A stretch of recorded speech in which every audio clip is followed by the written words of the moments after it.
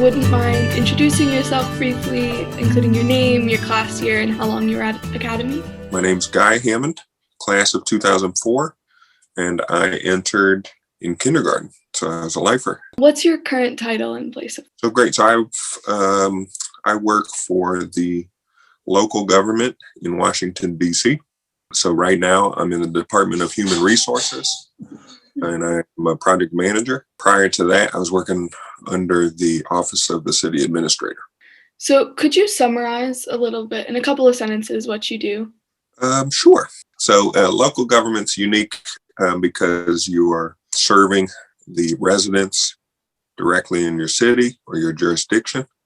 So you're pretty close to the ground in terms of who you serve. Mm-hmm. DC government, a unique jurisdiction because it's not just the city, it's not just the county, it's also not technically a state. Serves all of those functions, including a school board as well. So it's a pretty unique jurisdiction in the United States, serving all of those various functions, everything from disaster efforts, emergency management stuff, which is often a county function or a state level function, to running the school system, both charters and public schools, and as well as typical city functions, such as picking up the trash or fixing potholes.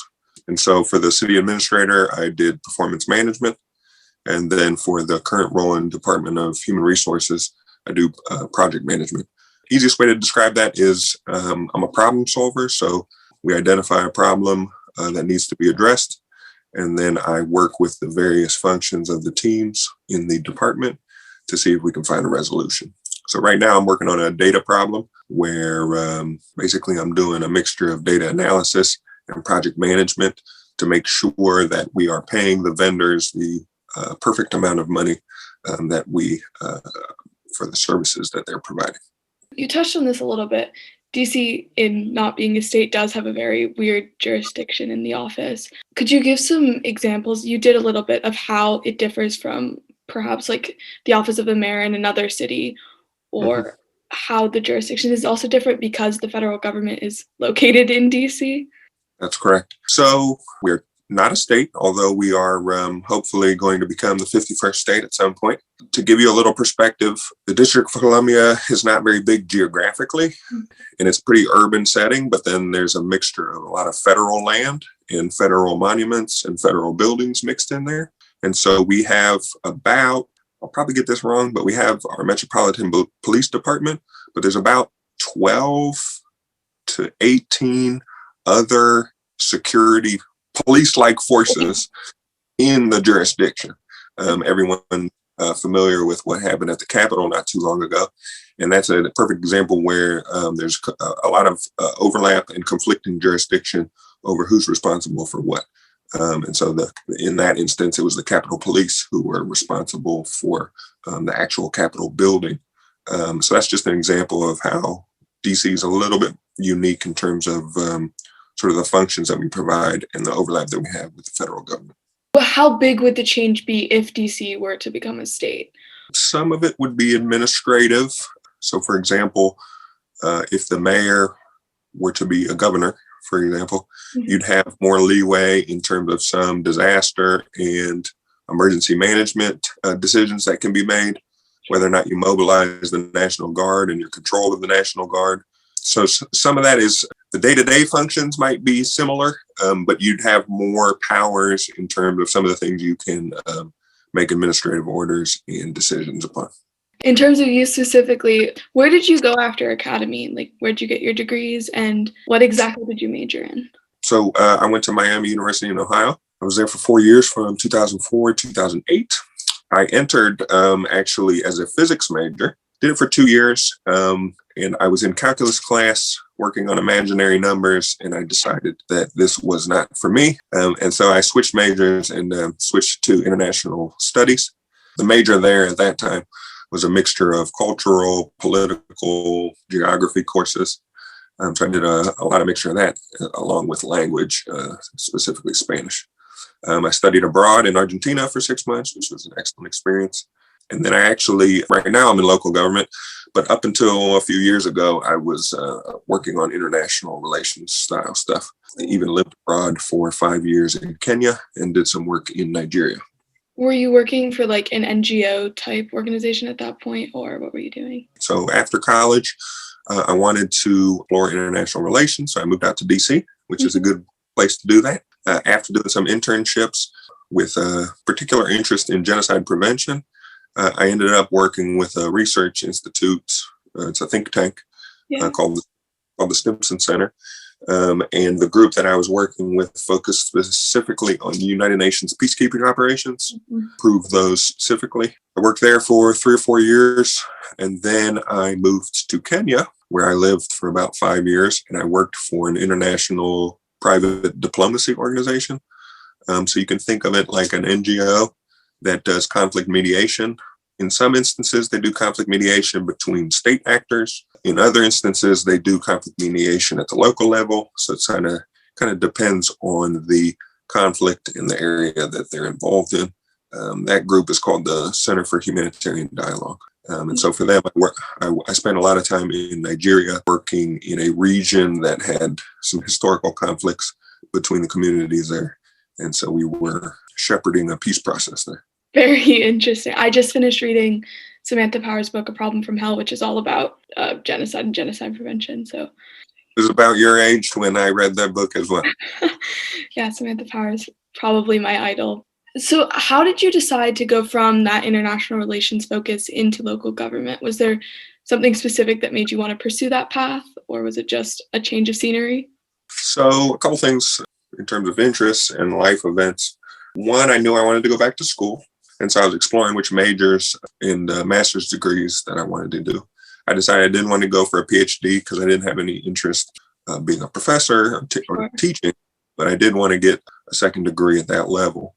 So I looked around and asked some sort of introspective questions about what it was that I was trying to do.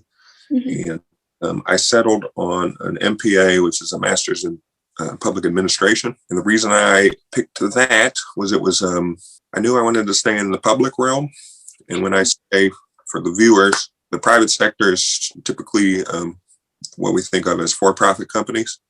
The public sector can either be sort of non-for-profit NGOs, or it can be government entities that typically work on public problems. And public problems are of particular interest to me. When I talk about a public problem, it's not something that oftentimes a private enterprise can address by themselves. So a good example right now is climate change. So that is a public problem for the world and for all of our communities. And so that's always been an interest of mine, is focusing on those style of problems. So between that interest and the types of things and courses I was going to take with an MPA, that's how I selected an MPA. I did it remotely, even before the times of COVID, because I was living in Kenya and working in Kenya, but I wanted to get an American degree because I knew I was going to come back. So I got it from the University of Colorado, Denver. They had an excellent online program at the time. The logic was that I knew I wanted to come back to the United States, and that I had spent time doing work internationally, but that I wanted to be a little bit closer to the people that I serve. And so that was the interest in moving towards local government. You said that you've always been interested in these public problems, but you were planning on being a physics major. Was international relations or even politics something you were interested in high school? Was this a path that you even thought of back then, or was it mainly a college decision? Absolutely. In high school, I enjoyed and was best in the realms of science and math. And so that's what I was good at. That's what I like to do. And so I took all the AP courses related to those. So I entered college, and that's when I started having lots of introspective questions about what it was I was trying to do, what I wanted to be in the future. And it was at that time that sort of I was exploring, is this really the direction that I want to continue to head? Even if I'm good at math and science, is that really where I want to spend my time in the future? And ultimately, I came to the conclusion that it wasn't. And so international relations ultimately was a good fit for me. Maybe it was the time, maybe it was the idea of exploring something new, living abroad, probably a mixture of those. Okay, well, so you ended up in local government. What would surprise people about what you do? I grew up in Gahanna, Blacklick area. As I was growing up, I didn't give much thought to the local services that were provided by, whether it's Franklin Township or Gahanna City Schools or the roads that we drove on and so on and so forth. Yeah. And so I guess what might be surprising to some people is how involved in your everyday life local government can be. And so again, whether it's the sidewalks that you're using, the streets that you're walking on, the police that respond to calls for help, or in some of these disasters we're seeing, like the one in Texas where the power went out, that's a public utility that the response is from the state and the governor. So I guess the surprising part is how much part of your daily life is touched by efforts of the local and state governments. I will fully admit I don't pay enough attention to that. Because it works pretty well. But in some of the places I lived, Nigeria, Kenya, they don't have the infrastructure for it. Well, yeah, and it's not working that well for the taxpayers, depending on the issue and the area that you're in. And so, yeah, if it's working pretty good for you and your trash is picked up on time or your roads are clean or the police show up, then, yeah, you wouldn't pay much attention. But if the police don't show up, obviously you're going to be scared and worried, and that's going to be a major problem. And that's when you'll recognize how important it is. Yeah, you don't realize until it's not there. I guess in a similar vein, what do you love most about what you do? You talked about those like public problems. Do you like going into the nitty-gritty of policy or just the problem solving of it? I guess I like it because they're difficult problems to try and address, and there are a lot of different players involved. So, for example, in a private company, you have a CEO, and you probably have a board. The concentration of decision-making power is at that level. So you can be pretty nimble when you make a decision about what it is you're trying to address, you're trying to focus on. You can make decisions and basically enact that decision pretty quickly. In the public realm, there are lots of different power centers.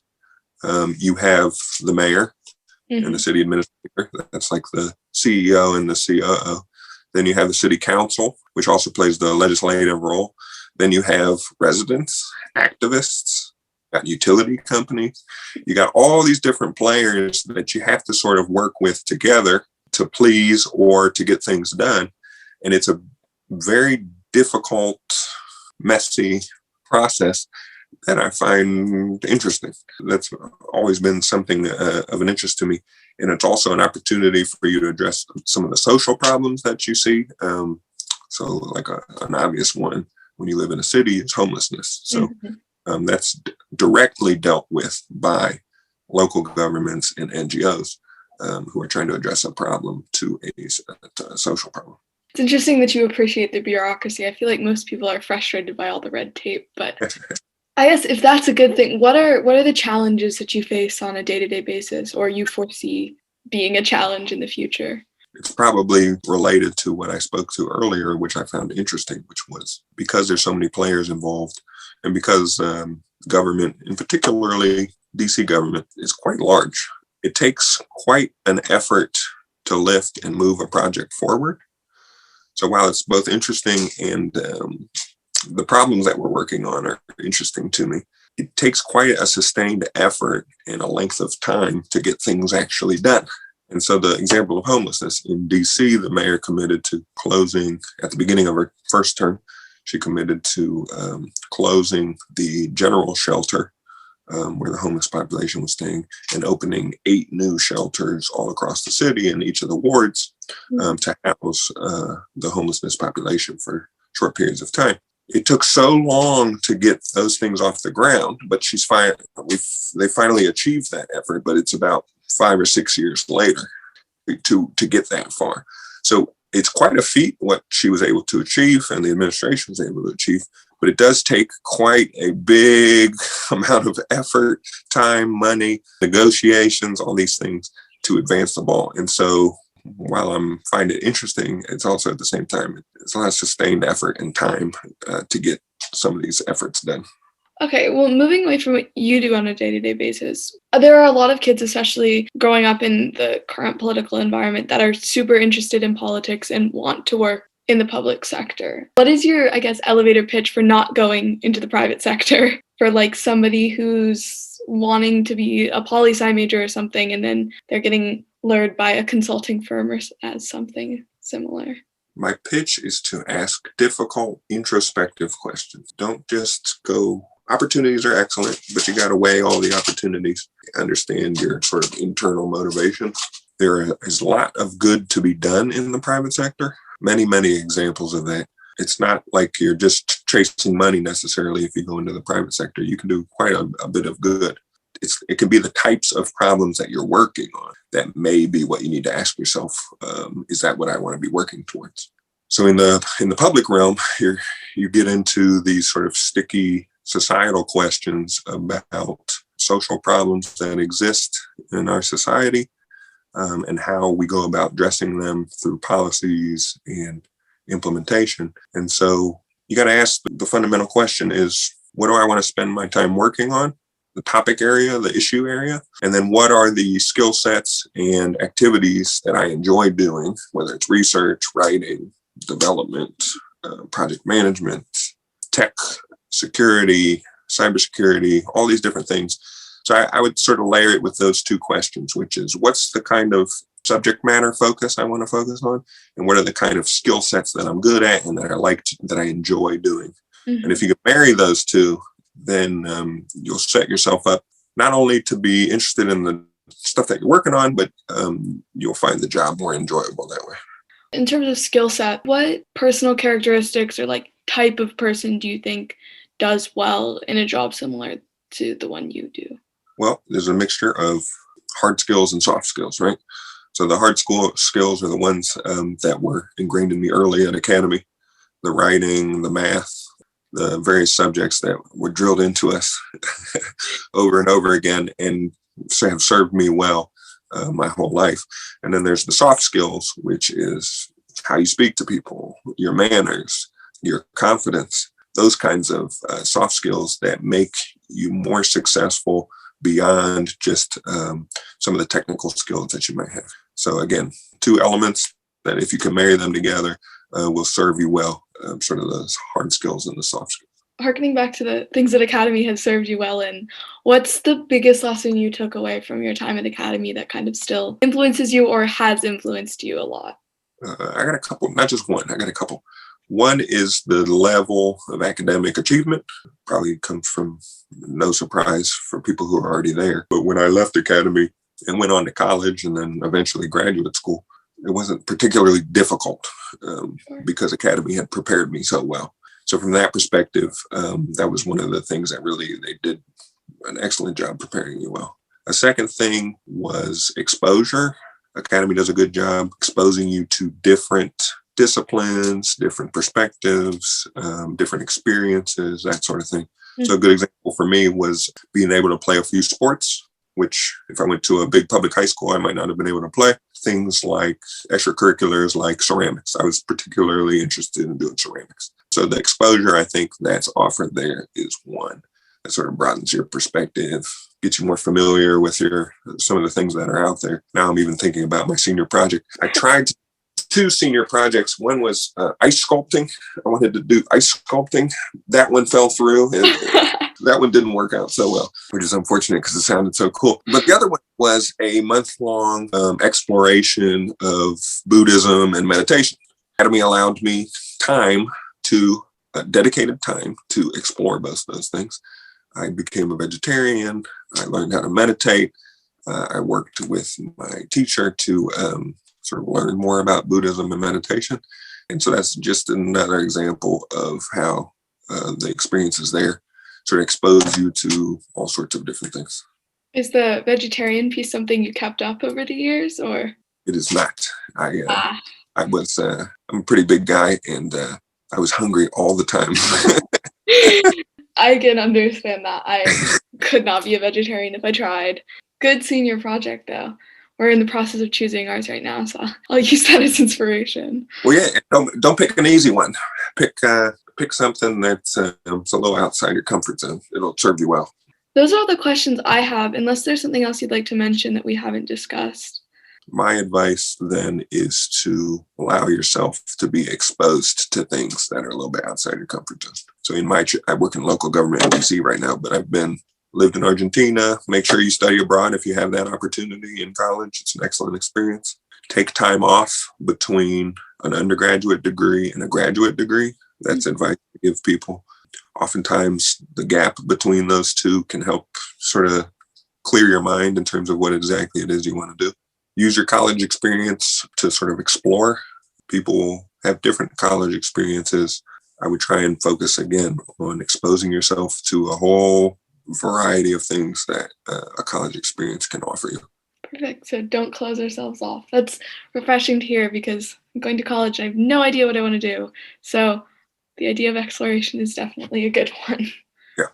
And that's okay. In fact, you'll find that a lot of people who think they know what it is they want to do will end up changing their minds as well. So it's fine to be sort of unknown, undecided, they call it. But I think you have to decide within the first 2 years. Otherwise, you're not going to finish on time. So make sure you decide. Cool. I have a general idea, so we'll see where I end up. Be open to less traditional paths as well. Right now, we see a lot of folks that have there are less traditional paths than just like pursuing an Ivy League degree and then going on to be a doctor or a lawyer, so on and so forth. Right now, we're seeing the gig economy take off, entrepreneurship in all its various forms take off. We're seeing a lot of people who don't go the route of accruing some kinds of debt, like major student debt, and they take an alternative route to still get education, but they're a little more savvy about the finances associated with.